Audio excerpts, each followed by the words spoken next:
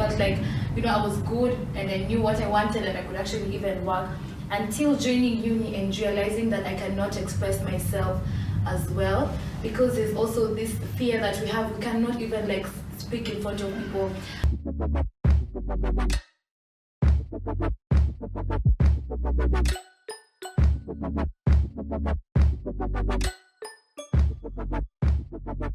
Hey everyone, welcome to the Kenyan Observer. My name is Vera, and we're joined today by our guest Wendy. Thank you so much for joining us today.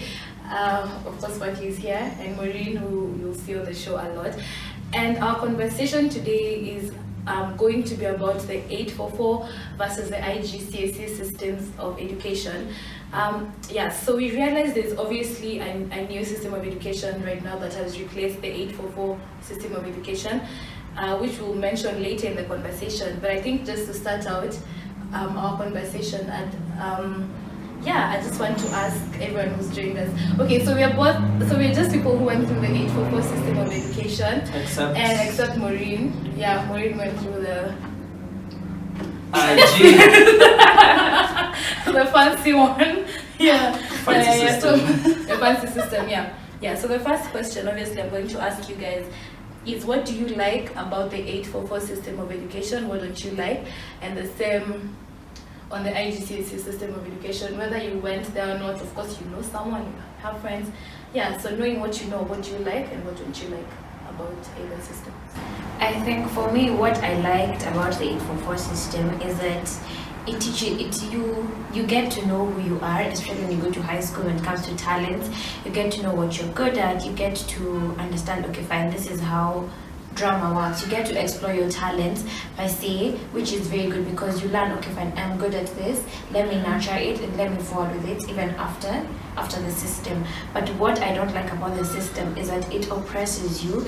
It causes you so much stress, because you feel like you're under the pressure to perform, not because it is but it is what is required. Like at the end of the day, if you don't perform, there are consequences, But that's just it. But for the IGCSE, I think it nurtures out, like you grow as a person. You understand, I am very good at this. There's no bias in it, in that if you're not good at it, it's okay.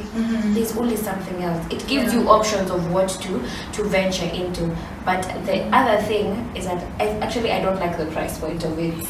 The price point of it is, it doesn't cater for everyone, because even if you want to take your child to that school, you have to fork an arm and a leg for you to actually do it. And let's say you have like 3 kids and you literally want the best for it, but it means you have to sell kidney, like everything for your kid to go to school. I'm an 844 guy. I not like I support 844. I went to 844, and for me 844 is a prison, man. It is a prison. Yes. Like the moment you enter, like it was actually a prison. Like our parents literally had to get permission to see us. As in, you couldn't have your parent come check up on you. You're sick. If the school doesn't care, they don't care. The 844 is just messed up in its own ways. But what I liked about the 844 system, it taught us to be hard workers as much as not smart workers. We literally were taught you need to do everything to the core. Wake up very early in the morning. Those who are in boarding school, you have to make sure everything is done before you go to class. You come back from class, you do everything. It was too much. But then we had to survive, and in between that, you had to play games.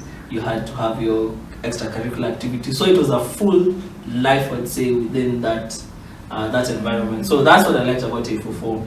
Another thing I liked about the 844 with we went really in-depth in when we were like looking into subjects, like whatever subjects we were taking.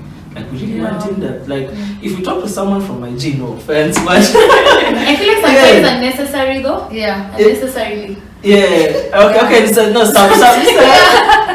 some are necessary, but then you'd realize you learned quite deep. Like it's really deep. Like even though I don't want to be a doctor, I learned so much. By the time I want to be an engineer, I'm like, why did I really need to learn about the whole and all those shenanigans? But anyway, that's what I liked about 844. What I didn't like is just I told you it's a prison. It was a prison. It was a detention camp for kids. IG. So, What did you think? What do you like?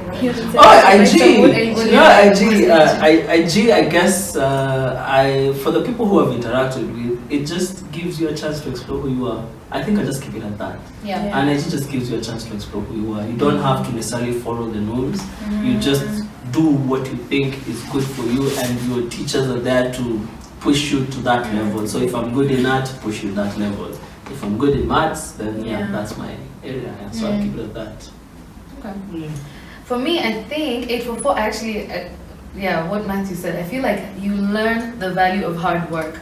Like, even though it's not like necessarily the like smart work, I feel like 844 teaches you how to be tough. Like tough in this real world.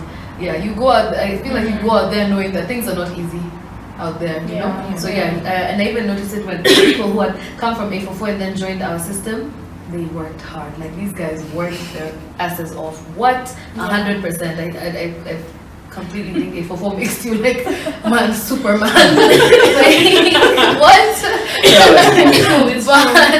But although it does like make you like a super hard worker, I feel like you kind of become a robot in a way, and that's one thing I don't know. That's the one part I say is that like people are like robots. What? What I love the most about the 844 system, I think, is you meet people from everywhere. I've never seen such a diverse group of people. Like, if you think about it, like 844, you know, like you just meet people from all walks of life, different types of people, and also because of the numbers, you know. So yeah, I like that. I think it's a good thing. I don't like the fact that 844 preaches hardship. Like for you to be educated, you have to go through hardship, which I don't think has to be the case. I think you can be okay, like you can enjoy education, like you can enjoy going to school, but 844 says the hardship is part of the process, which I don't think is okay. So the IG system, I like the fact that it acknowledges diversity in terms of like what people do. You don't have to be a doctor, you don't have to be an engineer to be successful, etc. Sports, you can be a sportsman, you can be, so it supports all kinds of people, so it encourages diversity. I don't like the fact that I feel like they're often like just a group of spoiled kids. Just a bunch. Group of spoiled kids, group of really spoiled kids, because I think because it's way more expensive than the 844 system, so they're often privileged, and so sometimes it gets into their heads, so I think that's and then for IG, I would say like I honestly believe that it just makes you a holistic person. Like you literally know how to do so many different things, so you don't just feel as though you're just the education part of it, like the academic part of it is what's important, or the music part or the sports part, just like what you said. Like you're just able to do everything at the end of the day. That's what I really liked about IGs. But for IGs, what I would say is it's expensive. It's way too expensive. So expensive. Honestly, too expensive. Like that's what I feel as though it could be brought down a little bit. All right. Okay. So what do you guys think? Like going into the job market from the 844 system of education, or like obviously you from the IGCSE system of education, do you think we have what it takes? Like, do you think 844 actually teaches what the employer is looking for? Because there's also like that practical bit that we kind of agree is missing. Practicality. So when you're going to the job market and you're probably an S student and cannot express yourself and such things, do you think I don't know, it's as a result of how we were like, I don't know, just the entire system? Do you think the system reflects what the players are looking for basically? Not really, it doesn't really, but like the way you said, when you're an A student but you can't express yourself, I think that's a problem with 844, because we're not taught to speak up for ourselves, we're not taught to speak, we're just taught to do. So in the event where you're supposed to speak, you won't do it, but if you're put down and told, okay fine, do me this, you can't. So it brings your social skills down here and your social interaction skills down here, and your like the practicality in it is up here. What do you think? I actually think not. Like the 844 system has churned out a lot of quote unquote would say bright students, but that's book wise only. When it comes to practicality and what the industry needs, it's all missing. I was fortunate enough to study out the country, but when I came back and got into the job market, even the colleagues that I am with, you realize there's that disconnect in that you are able to understand what the company needs, what the boss needs, holistically in terms of the direction in the place that you're working. But for someone who's just straight out of 844, all they know and all they've been taught to do is you're given a task, an assignment, finish it, and that is it. Yeah. So you see the job market, we're not looking for, as we've just said, 844 is robots. We're not looking for robots who do this and that and that. Like we need like people who go to the industry and just think beyond what they're told to do at work. If I'm doing an assignment, let me finish it. But I should be able to make it in a way that the company can see me as a person who will advance their interests forward.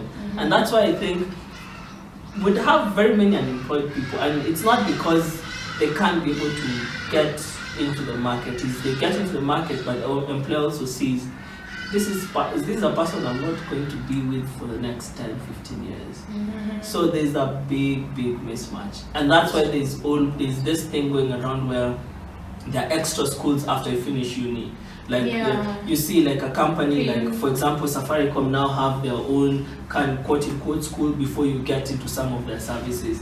Media houses are now having their own journalism classes before you get into the TV station. So, you know, in essence, then what is uni there for? Because like for me, most of my friends out there, once we finish uni, even before I finish, people would come and hire us from uni. And then that is it, but I don't say that here in Kenya. Something else I think we'll Yeah, get but to. let's see what do you have to For say. me, Yeah, I think from the honestly IG side. speaking, I feel as though the minute I stepped out of high school, I was ready to work.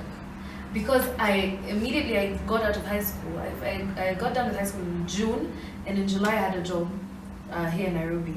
And even the boss was like, "Wait, you've never been to uni? You've never done any training?" I was like, "No." But it was because, especially in our last year, we had so many career advisors. Our teachers basically became our mentors in that last year, especially.